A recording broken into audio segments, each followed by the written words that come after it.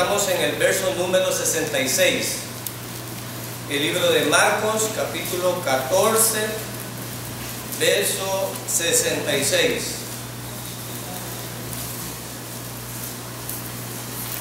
El ambiente que rodeaba a Yeshua o a nuestro Señor y Salvador en este momento era un ambiente de fiesta. Dijimos que era la fiesta de la Pascua, y la fiesta de la Pascua era una fiesta como las fiestas patronales de cualquier lugar. Si estaríamos en Estados Unidos diríamos el 4 de julio, si estaríamos en, bueno, cualquier país tiene su fecha de la feria. Es un tiempo de algarabía y toda la gente celebra. Lo único que la gente celebra locura, pero en este caso para el pueblo israelita era una fiesta muy especial, porque celebraban el día de la libertad, cuando salieron de Egipto hacia la libertad y dejaron de ser esclavos.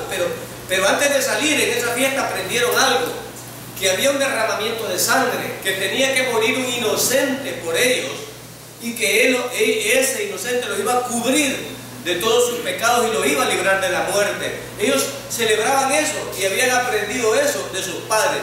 Era una generación que no había sido la que había sido sacada de ella, ya era una generación nueva, pero estaba celebrando esta fiesta, una fiesta muy alegre.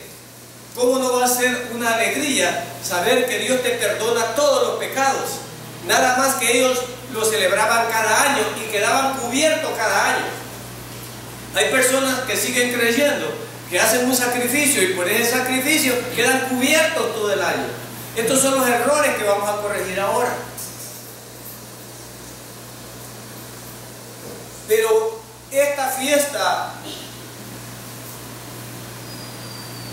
iba a ser diferente, porque mientras todos estaban en alegría, yo les conté que si aquí Chapeltique fuera el lugar de Jerusalén, alrededor de Chapeltique, pero muy alrededor, bueno, como está invadido Chapeltique ahora por todos los que han venido acá, en tiendas de campaña alrededor de Jerusalén se había venido la gente, porque venía gente no menos de 7 lugares.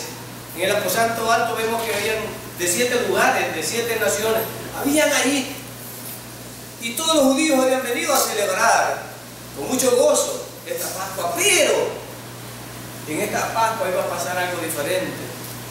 Entonces ellos preparaban los corderos, aquellos corderos sin defecto y sin mancha.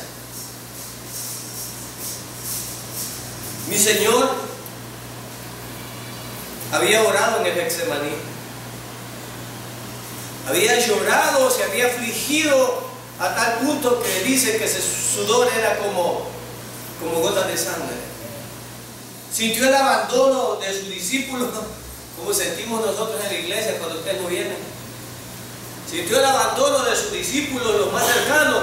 Les pidió que oraran con él porque iba a pasar una prueba muy dura. Y parece que a todos no les importó y se dormían. Pero él sabía lo que iba a pasar y estaba clamando a su Padre. Mientras todos estaban contentos y felices porque estaban en feria, él iba a ser entregado en manos de pecadores. Y lo peor era que iba a ser entregado por uno de los que él andaba. Habíamos terminado diciendo, cuando yo prediqué la última vez, que si había Judas en las iglesias, como estaba ese Judas ahí. Porque es bien fácil juzgar a Judas, pero lamentablemente nosotros tenemos muchas acciones de Judas y muchas acciones de los judíos y muchos rituales de los judíos, aún siendo creyentes. Pero aún los apóstoles tenían este problema. Y en esa noche llegó Judas y le entrega con un beso al Señor. Le entregó, hermano. Dijimos que no podía ser capturado el Señor si no era entregado por uno de los de él, porque había miles de gente, si no es que millón de gente alrededor de Jerusalén, y no había luz eléctrica, no había nada, todo era con lámparas. Es que era difícil hallar a alguien, solo tenía que conducirlos a alguien que supiera dónde estaba, y ese fue Judas el que se encargó de eso. El dolor que mi Señor sintió no puedo describirlo yo, lo describe la oración del Getsemaní, la agonía de la muerte, pero la reacción ante que Judas lo entregara sé, no puedo decir. Hubo dos reacciones ahí, hablamos de dos hombres, una de Kefa o Pedro y la otra es de Judas. Pedro saca el arma y trató de llevarle la oreja al Señor, ¿verdad? Y entonces el Señor le dice, no es con violencia, no es con violencia que vamos a hacer esto. Tuvimos dos actitudes dentro del grupo de él, un traidor y uno que reacciona con violencia y los demás que desaparecen. Bueno, en el relato dice que el Señor pidió que dejaran que se fuesen. Salió uno hasta desnudo, que algunos dicen que era Marcos, pero se fueron. Tú has venido ahora y yo no sé cuál es el calvario que tú estás pasando, pero imagínate el calvario del Señor. Lo peor es que tú tal vez no sabes lo que te va a ocurrir, pero el Señor ya sabía lo que le iba a ocurrir y había comenzado el calvario. No sé por qué estaciones va vos, porque el calvario lo dividen en estaciones, no sé, primera estación, segunda estación. Yo no sé por qué estación estás tú. Y no sé si te entregó un hipócrita. No sé si por tus propias consecuencias estás sufriendo, no lo sé. Pero aquí te estoy mostrando al Salvador que iba a sufrir una muerte terrible. Y ya había comenzado los dolores, había comenzado por una traición. Y había sido abandonado. Yo no sé si tú te sientes abandonado.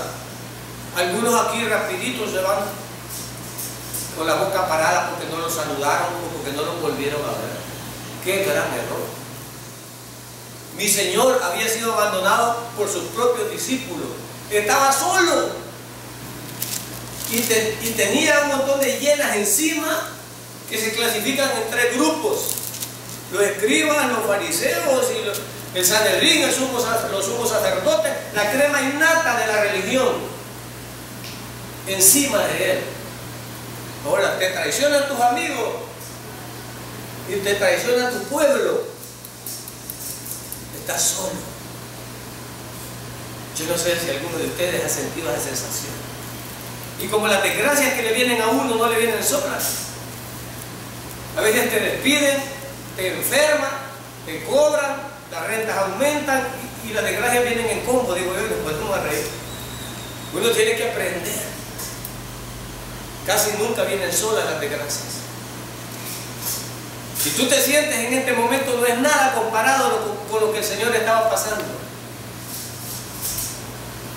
Y lo peor era que Él, siendo inocente, estaba sufriendo esto.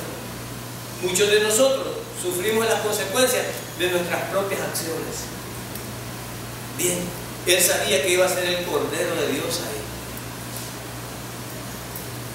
Lo atraparon y desde que lo atraparon, lo encapucharon.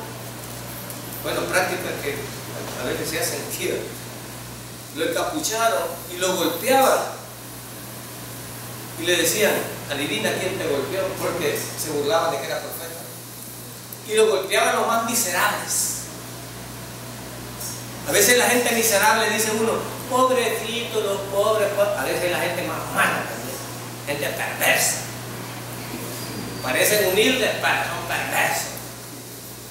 Ahora mi Señor estaba ahí y lo golpeaba cualquiera. Lo llevaban amarrado y lo golpeaban. Desde ahí su rostro empezó a ser inflamado. Pedro, no sé, dentro de Pedro había una lucha, como hay una lucha dentro de ustedes y yo cuando traicionamos al Señor, porque habemos traidores aquí. Traicionamos al Señor, nos da vergüenza, igual que Pedro nos da vergüenza después que lo hemos traicionado. Pero Pedro sentía algo. Y yo pienso que Pedro no mintió. Pedro había dicho que hasta la muerte iba con él. Y yo creo que esa hazaña de ver la turba y tener el valor de sacar la espada, hermano, yo creo que Pedro demostró que, bueno, si me truena aquí, no sé, pero yo le voy a entrar. Y no esperó la orden del Señor. No esperó la orden. Entonces Pedro demostró en su espontaneidad, demostró ese arrojo de querer entrarle, pero lamentablemente no era así. Entonces Pedro se ha de haber sentido confundido, como confundido fue Judas. Uno de los enojes de este momento de Judas fue que quebraron un frasco de alabastro de un perfume precioso del sueldo de un año de un empleado muy corriente, del sueldo de un año. Y Judas pensó que cuando él dijo que eso tenía que haberse vendido para dárselo a los pobres, creyó que el Señor lo iba a aplaudir y no lo aplaudió. Y dijo, bueno, este Señor dejó que se hiciera este desperdicio. Yo creo que no me conviene andar con él. O sea que aquí no va a haber pistos, sino desperdicio. Y el Señor le dijo, deja. Y cuando le dijo, y esto no sé, para los que son políticos o tienen esperanzas en la política, discúlpenme. Y para los que les gusta, entre comillas, los derechos humanos y todas las cosas, el Señor dijo una verdad aquí, y si mi Señor lo dijo, es palabra fiel. Él dijo, los pobres siempre los tendrán con ustedes. ¿Se equivoca mi Señor? Si Él lo dijo, así será. Por lo tanto, yo nunca voy a luchar porque los pobres sean eliminados. Pero ¿estoy obligado a ayudar a los pobres a hacer buenas obras? Amén. Estoy obligado a hacerlo, claro que sí. Pero no soy ingenuo. Yo creo en mi Señor, no voy a ser ingenuo que alguien va a resolver la pobreza. Y sería ingenuo un hermano decir, yo voy a quitar la pobreza de este país, no sea ridículo. Y hay una profecía que eso no va a ser así. Y un creyente no puede ser ingenuo en ese sentido. Pero sí podemos ayudar y hacer buenas obras. Claro que sí, claro que sí. Este era el ambiente que circulaba ahí. Mi Señor queda solo. Es triste quedar solo, hermano. Cuando uno está joven, no. Pero cuando estás viejo y quedar solo, es terrible, hermano. Cuando tú estás joven, puedes hacer cualquier... Pero viejo y solo es terrible. Mi Señor estaba solo. Y lo más terrible es que mi Señor, de verdad, si la palabra solo en su completa dimensión alguna vez se usó, fue para mi Señor, porque fue abandonado hasta por el Padre, por nuestros pecados. Amén. Por nuestros pecados. Verso 66 del capítulo 14. Mientras tanto Kefa, o sea Pedro, aún estaba abajo en el patio, una de las jóvenes sirvientas de Cohen, Agadón, o del sumo sacerdote, vio a Kefa calentándose a sí mismo. Le miró fijamente. Hermano, cuando uno anda huyendo, ¿qué será que siempre hay alguien que lo mire, hermano? Y no hay a dónde meterse. Esta coincidencia siempre pasa, ¿verdad? Siempre pasa. Y uno dice que es pesquizón y qué te importa, porque hay gente metida, ¿verdad, hermano? Y se le queda viendo como queriendo decir, no. Y a Pedro, como andaba allí metido, se fue a calentar donde estaban, ¿quiénes? Los discípulos. No, ya habían huido. ¿Para dónde agarraron? No lo sé, hermano. Pero Pedro realmente amaba al Señor, pero no podía canalizar lo que estaba sucediendo. Y Pedro andaba de lejos, como algunos hermanos de la congregación. Algunos hermanos de la congregación entiendan que aquí se predica la verdad, pero no se meten de al todo en la verdad. Y nos siguen de lejitos. No nos siguen por el Facebook, porque no tenemos Facebook, pero nos siguen de lejitos, ¿no? Nos siguen de lejitos. ¿De quién era el seguidor? Así de lejitos. Pero tampoco se desprenden totalmente, porque saben que está la verdad. Pedro sabía que él era el maestro del maestro. Él lo sabía. Pero la carne no le permitía tirarse de al todo con él. No sé qué es lo que pensaba Pedro. Yo no sé si todavía andaba el machete. No sé si ya lo había limpiado. Pero imagínense que lo llevaron a donde el sumo sacerdote y él se metió al patio. Se metió al patio. Se metió ahí. El patio estaba aquí afuera de la casa donde lo estaban juzgando al Señor. Él estaba afuera. Quería enterarse de qué estaba ocurriendo. Nosotros a veces nos da curiosidad también de qué es lo que va a pasar y por eso venimos a la iglesia. Pero es terrible cuando hay hermanos que tienen 15 años de estar en la iglesia y todavía no tienen la seguridad de la vida eterna. ¡Qué terrible!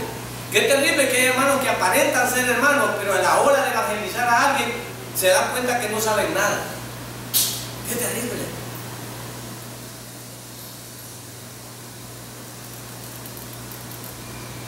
¿Qué se le cruzaba por la mente a Pedro? Él nos prometió que era el rey de los judíos. Él prometió un reino. ¿Y por qué lo han capturado? ¿Y qué será de nosotros? ¿Cómo irá a terminar esto? Pedro estaba ahí, pero el Señor les había profetizado cómo iban a hacer las cosas. Sí, igual que en la iglesia, nosotros predicamos, pero hace caso a la iglesia. Los discípulos habían pasado 3 años y en varias ocasiones Él les decía: yo seré entregado. Sí. No le ponían atención. Les digo estas cosas para que cuando sucedan, ¿qué les decía? No se espanten. Sí. ¿Son salvos por gracia? Sí. Cuando están afligidos en el hecho de la muerte, no están seguros. No están seguros. Pero aquí dicen: sí, la Biblia dice. Pero cuando alguien les demanda, miren, la salvación se pierde. En vez de decirle y tener la seguridad y transmitirle la seguridad, quedan los hermanos con la duda. O sea que es más fuerte la predicación del otro que la del hermano. Me gusta cuando Dennis, el pastor de la iglesia de Luz de Minnesota, nos da algunos seminarios, se me graba en la mente que dice: hay tanto vendedor pícaro en los buses y en todas partes, pero venden con tal seguridad, o sea, dan la mentira con tal seguridad que convencen a la gente, y nosotros, teniendo la verdad, la predicamos como si fuera mentira. Señores que se conducen en esta unidad móvil, le traigo la siguiente oferta. Mire esto que le traigo ahora. Usted va a encontrar esto en el almacén en tanto, pero en este momento yo se lo estoy. Y ya está la gente. Pero este tipo está hablándome, pero con tal seguridad las habla, que usted está siendo convencido. Y a veces aquí se le dice la verdad y usted la ve como que es mentira. El Señor les había dicho la verdad, pero los discípulos no habían llegado a comprender que era la verdad, la habían visto como una mentira. Pero posteriormente ellos iban a predicar eso. Y dice en el verso 47, vio a Kefa, o sea, Pedro, calentándose a sí mismo, le miró fijamente y le dijo: tú tuviste con el hombre de Nazaret, Yeshua, tú tuviste ahí, andabas con él. Le dijo la muerte. ¿Estaban juzgando a Pedro? No, estaban chambreando allá afuera. Pero Pedro, dice en el verso 68, pero él lo negó, diciendo: no tengo la menor idea de lo que estás hablando. Entonces salió hacia la entrada y un gallo cantó. Pedro ya no se acordaba de esta profecía tampoco. Ya no se acordaba. ¿Cuántas veces iba a negar Pedro al Señor? ¿Verdad? ¿Cuántas veces has negado tú al Señor? Las señoritas por andar con unos jóvenes.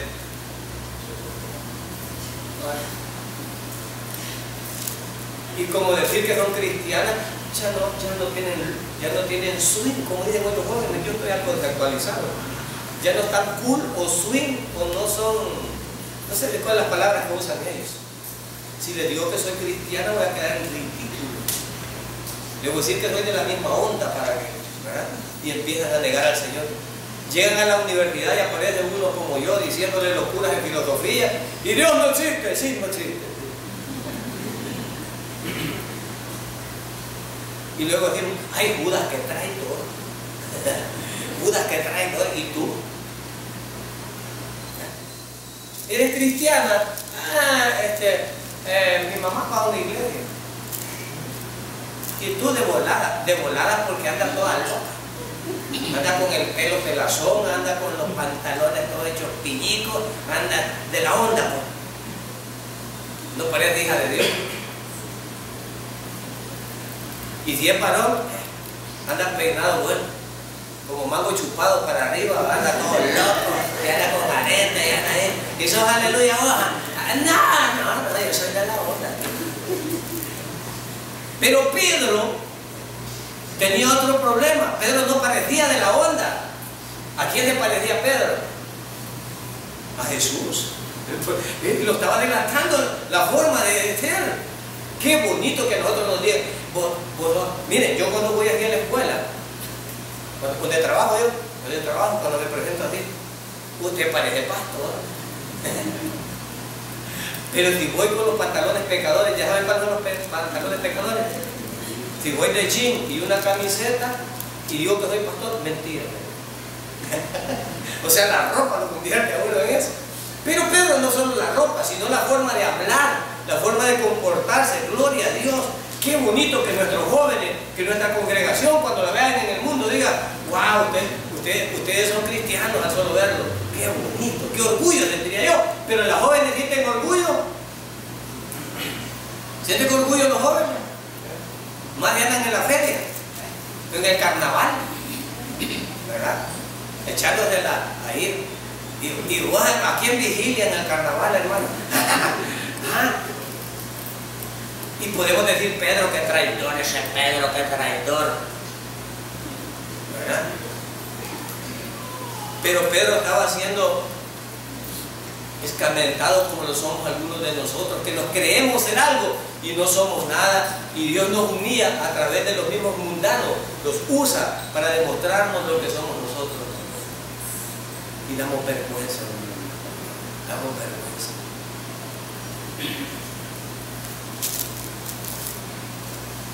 Verso 69. La muchacha lo vio allí y empezó a decirle a los mirones: este hombre es uno de ellos. Cállate. A los mirones no eran ni soldados, no eran ni nada. Gente chambrosa que no tiene que ver. Nosotros negamos al Señor ante gente que no vale la pena.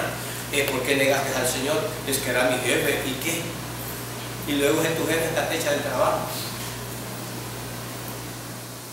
Uno es bien ignorante, hermano. No valora a las personas que lo valoran. Los jóvenes a veces desprecian a los padres y estiman a los amigos, pero los amigos no los sacan de ningún problema, sino que los padres. Pero casi todo joven es rebelde con los padres. Y a los padres los ve como ignorantes. Y a esos que andan como mangos chupados y con un montón de volados, a ellos los ve como dioses. Así quiero ser yo.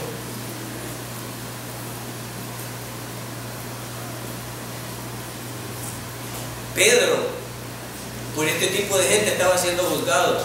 Este hombre es uno de ellos. Verso 70. Otra vez lo negó. Un poco más tarde, los mirones mismos dijeron: Kefa, Pedro, tú debes ser uno de ellos. Y ya va la tercera vez, porque tú eres de Galilea. Verso 71. Entonces, en este momento, comenzó a invocar una maldición sobre él. El que dicen que es papa, el que dicen que es el primer papa, el que dicen que es líder de la iglesia, con maldición dijo que no era, que Dios lo maldijera si él mentía al decir que no conocía a Jesús, y no lo conocía. Lee tu palabra, mira cómo dice ahí.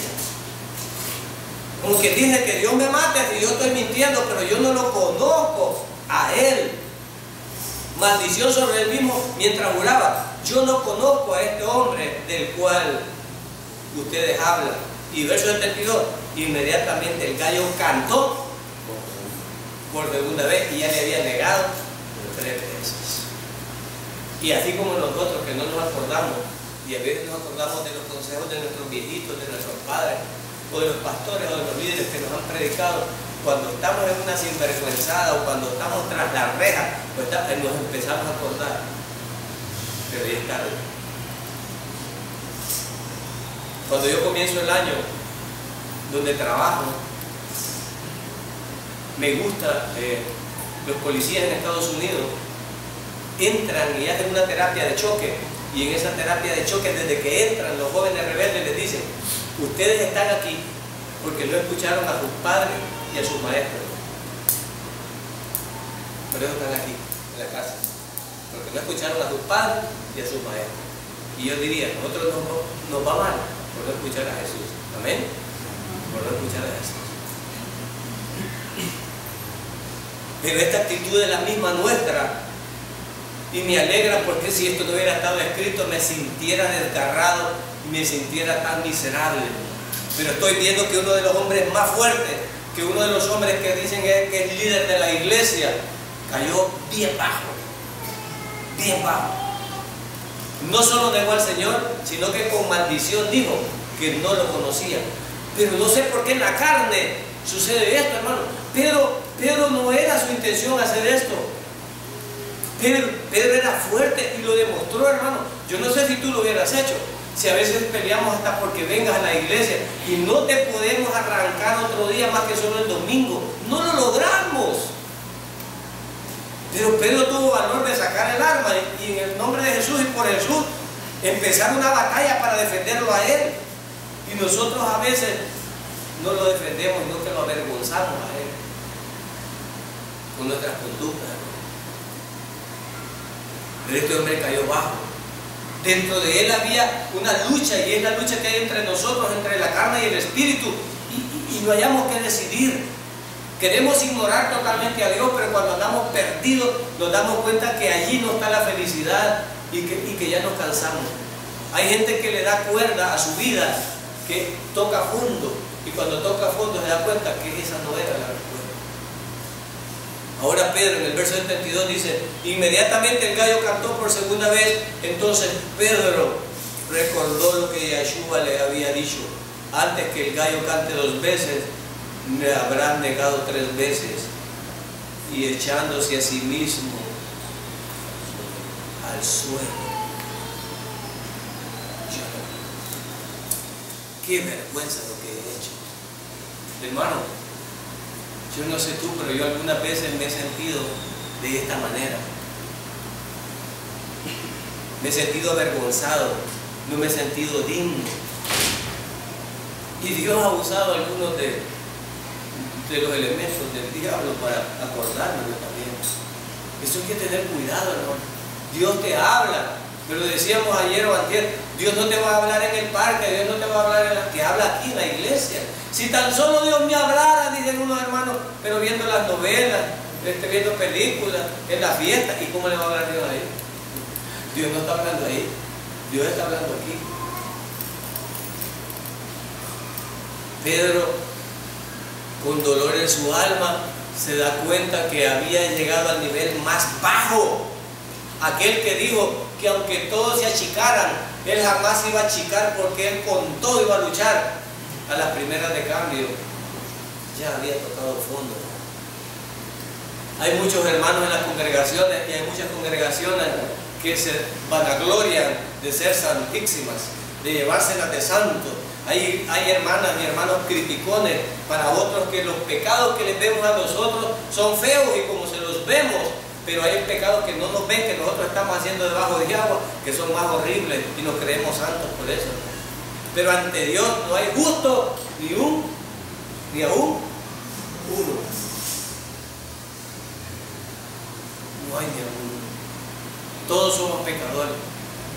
Y si alguien ha venido en esta mañana y no es salvo, simplemente tiene que dejar que la sangre del Cordero Jesús, quien murió en la cruz, pague por todos sus pecados, y que crea que fue sepultado y que resucitó al tercer día, como dice en la Escritura, y que está en la diestra de Dios Padre. El que cree eso, hoy mismo es salvo. Amén. Y se irá salvo a su casa. Cree que el Señor le puede perdonar todos sus pecados y será salvo. Y es lo que iba a ocurrir en esta Pascua. Se estaba preparando al Cordero Pascual, a un Cordero inmaculado que no tenía pecado, un justo por los injustos. Eso es lo que estaba ocurriendo. Y se estaba cumpliendo al pie de la letra todo. ¿Cuál es lo importante de que estudiemos esto? ¿El Señor había predicho esto? Sí. Habían profecías de 1000 años atrás que habían dicho cómo iba a morir, dónde iba a morir, cómo iba a nacer, y todo esto se estaba cumpliendo. Y a los discípulos les había dicho esto que iba a acontecer, para que ellos no se escandalizaran. Lamentablemente, aquí hay uno de los discípulos que consideraba que jamás iba a traicionar al Señor. Hay alguien en esta iglesia que piensa que jamás va a pecar.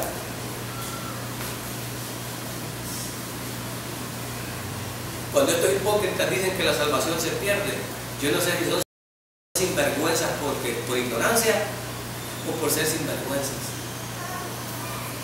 Pero si somos honestos, ningún ser humano está exento de no pecar. Y si estuviera, y los que nos ven por internet simplemente lean 1 Juan 1:10. Porque si alguien se atreviera a decir de que no peca, ha cometido uno de los pecados más grandes, porque le está diciendo a Dios mentiroso. Y Dios no está en él. Lea 1 Juan 1:10. En 1 Juan 1:10 usted va a tener clarito que ningún sinvergüenza puede decir. Y si eso es cierto y se dice allí, eso quiere decir que si la salvación fuera por no pecar, nadie fuera salvo, porque todos pecamos. Así es que no es por eso, hermano.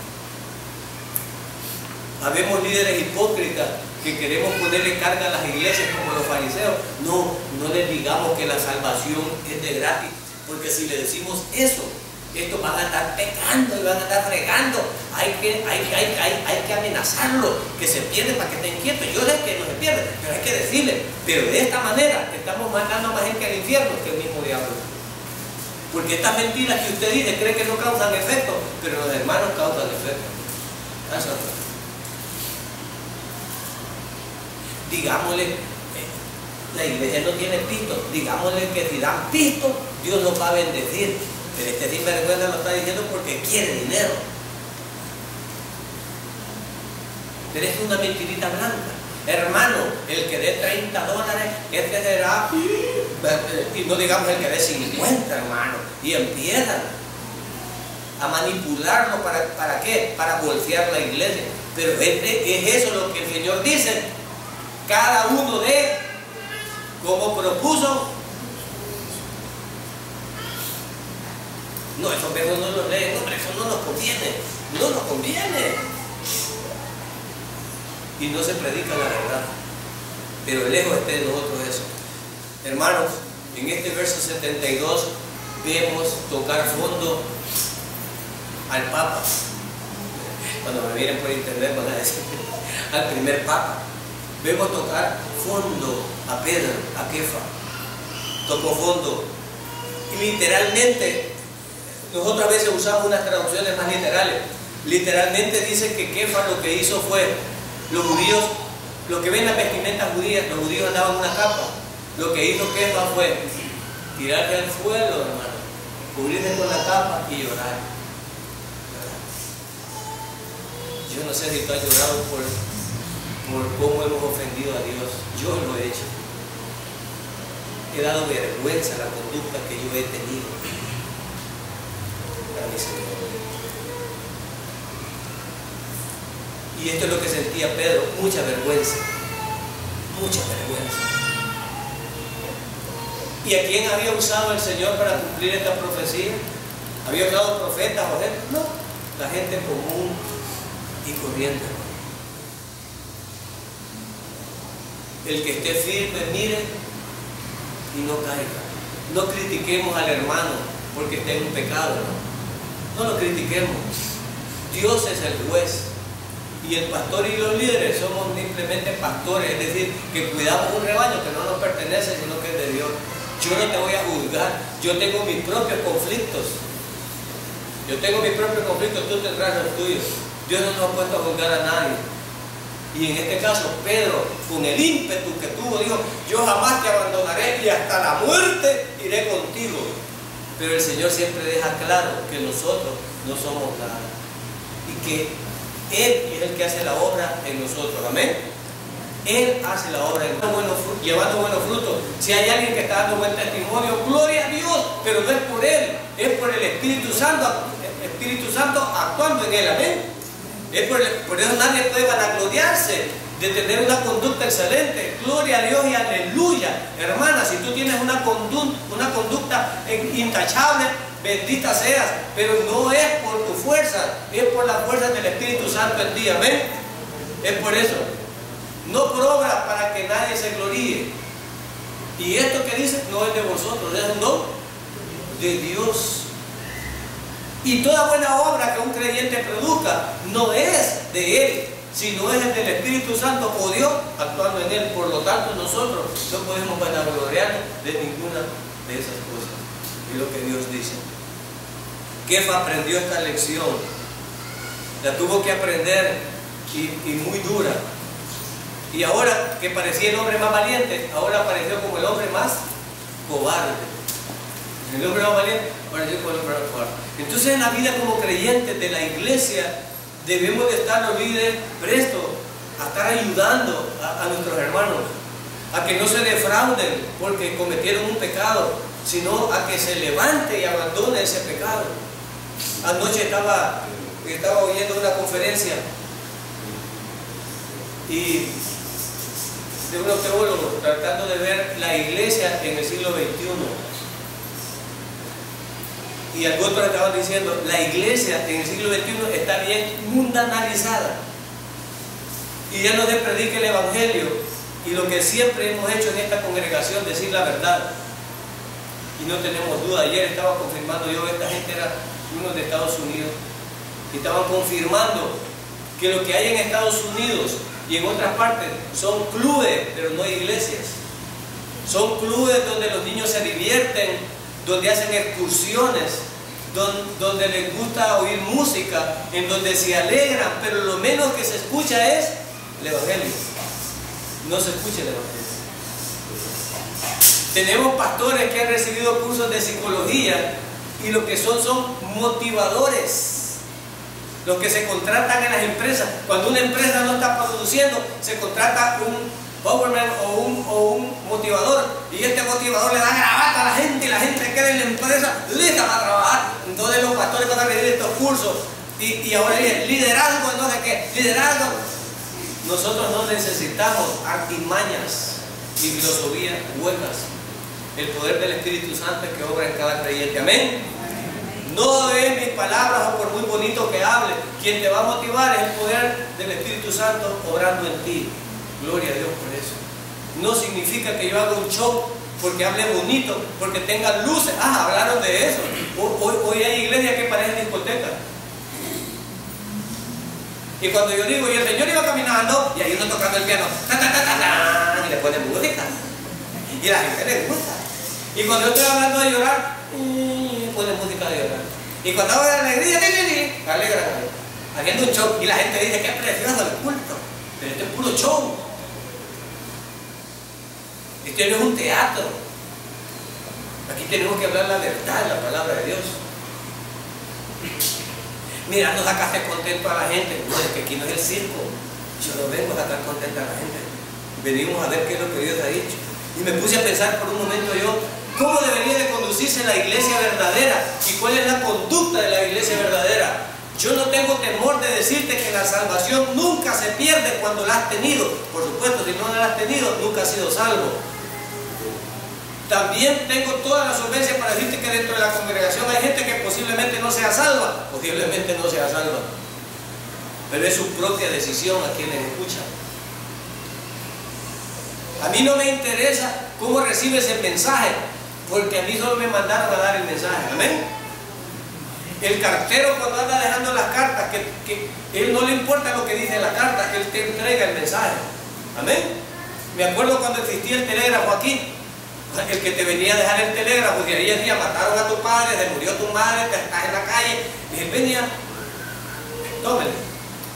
Él no le importaba, no te ponía musiquita para que la recibiera. Oh, aquí está el telegrama, este es para usted. Y te lo daba y no lo abría. ¿Tenía que ver el mensajero con el mensaje escrito ahí? No. ¿Qué tengo que ver yo con lo que Dios escribió aquí? Nada, hermano. Yo solo tengo que declarártelo. Y me lo declara a mí también. El Señor está siendo predicado en las iglesias o no.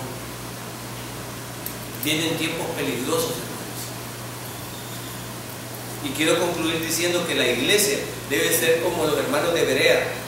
La iglesia, aunque seamos nosotros tres, la iglesia debe estar confrontando lo que aquí oye, confrontándolo con la palabra de Dios. Y nosotros los líderes solo tenemos un don distinto al tuyo. Tú tienes otros dones y debemos de poner este don para obra del Señor. No queremos que la gente sea engañada, y ese es nuestro afán, predicar la verdad, declarar la verdad que el Señor ha dicho. ¿Y cuál es esa verdad, hermanos? Porque de tal manera amó Dios al mundo que dio su Hijo unigénito, para que todo, óigame bien, y los negros, ¿sí?, y los chinos también, y los africanos también, y los latinos, para que todo, y los homosexuales, también, los asesinos, también, para que todo aquel que en Él crea, tenga gloria a Dios, tenga vida eterna, aleluya. Ese es el mensaje de Dios. Mira, hermano, y esta maldad me le va a preguntar todo. Solo tienes que creer en el Señor. Y el que cree esto ha sido salvo, y no dejes que el diablo te robe la salvación. Hermano, pero yo nunca he visto al diablo, pero sí he visto a mi hermana decirme de que no me bautice, que no predique, que no me meta allá. Es el diablo. Es el diablo. Es el diablo. Es el diablo, hermano. Es que te dice, no te pones la mantilla, vos no andás de falda larga, vos no andás. Es el diablo. Es él. Es el diablo. No dejes que te robe la felicidad y la libertad de haber sido salvo. Mas a todos los que le recibieron, a los que creen en su nombre, les dio la potestad de ser hechos hijos de Dios. Soy un hijo de Dios. ¿Qué ven? ¡Wow! ¡Es el diablo! ¿Vos sos un hijo de Dios? Sí lo soy. Pero si vos sos un cochino pecador, así es. Es que soy hijo de Dios por lo que su hijo hizo en la cruz por mí. ¿Amén? Amén. Por eso. Y como aquellos que no lo recibieron, los que lo rechazaron, esos no fueron hijos de Dios. Ahora, ¿lo rechazas tú o lo aceptas? Gloria a Dios. Oremos. Padre eterno, gracias por tu amor.